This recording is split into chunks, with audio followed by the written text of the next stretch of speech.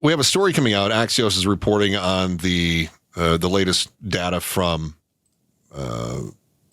Department of Education. It is from the Department of Education, but it comes, I guess, is this purely from top line Department of Education that says on-time graduation rates are dropping in Arizona.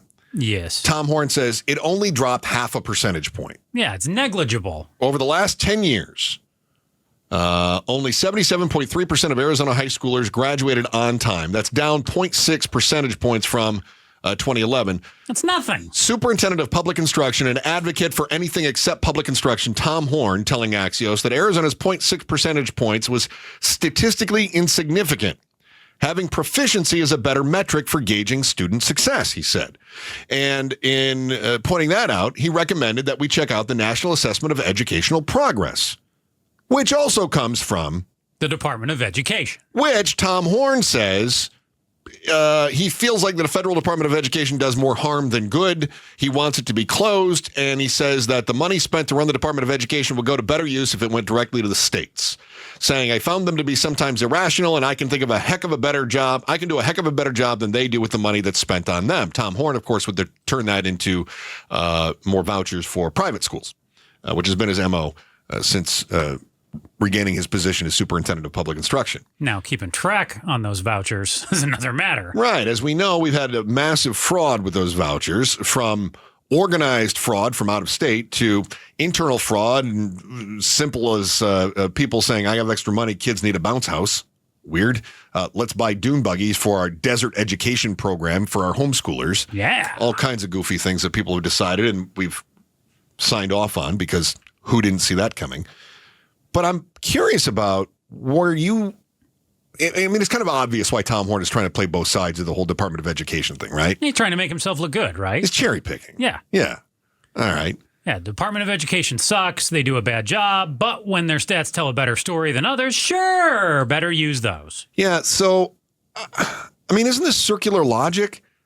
And it kind of shows what a poor job he's doing as the superintendent of public instruction, because he's the cherry picking itself says Department of Education is bad except when they're good, and then I like them, but now they came out with something bad, and so since it's bad, I hate them, and we can get rid of them. If Tom Horn gets his wish, and the Department of Education is wiped out, which it could happen in the next 4 years. We know that we've got our new Department of Government Efficiency that's looking at wiping out some of these departments. And we know that it's been on the radar for a number of Republicans for the last 8 years, because this was a whole platform of Rick Perry, get rid of environment, education, and energy, the 3 E's he wanted to get rid of, right? So we know it's entirely possible the department completely gets wiped out. If it's wiped out, do we just not have numbers to go by anymore? Is that the goal of somebody like Tom Horn, to say, if that pesky Department of Education stops pointing out how we're underperforming, then nobody would know that we're underperforming and we would be fine? My best guess would be that there would be some sort of privatized group who... Well, there already are, but he says you can't look at those. U.S. News and World Report comes out with rankings all the time. Well, so we can look at them. He just doesn't want us to look at them because we don't look so hot in those. So now he's going to have nothing to go back on and say, well, we're not failing, we're just slightly below average. Well, he would say Arizona's not like West Virginia, South Dakota, Arkansas, Alabama. Arizona's their own entity, so we really just need to improve on our own merit, right? But I don't know how would you measure the improvement? Based on these arbitrary letter grades that he comes up with, where he demands people sign some sort of a pledge claiming they're not going to teach something he doesn't like, which is what he's done lately. I feel like this argument shows what a terrible leader he is. Rather than acknowledging something could be better, rather than acknowledging, look, we didn't, and I'm okay if he wants to say that the decline, the 0.6% decline, is a statistical insignificance. I'm okay with that. My problem is the rest of the country improved by 7.5%.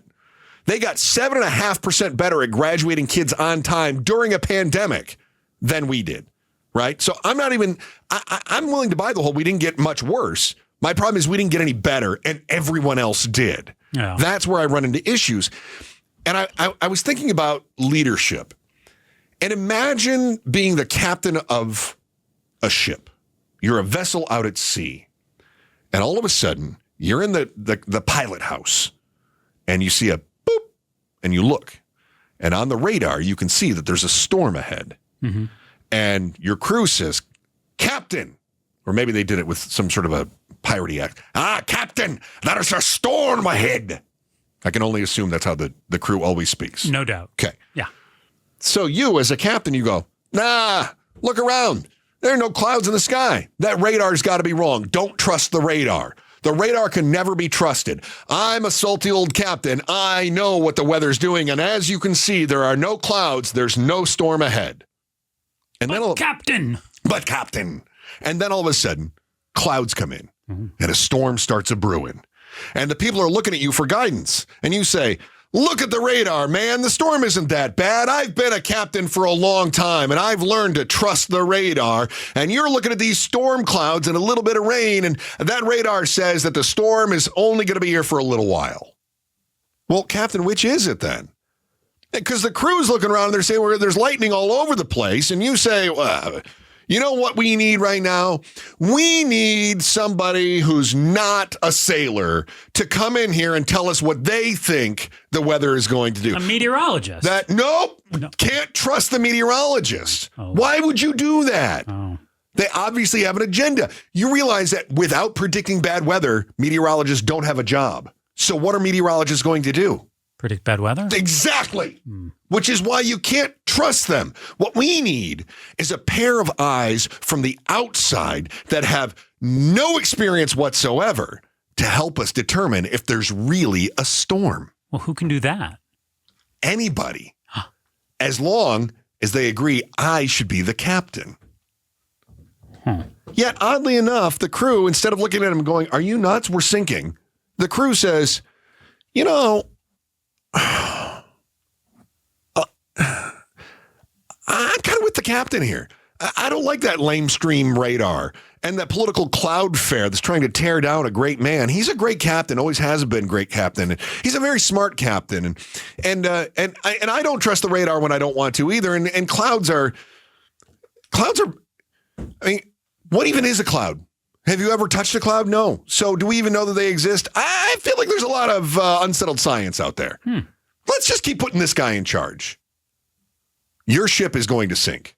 You can't turn that ship around unless you acknowledge there's a storm.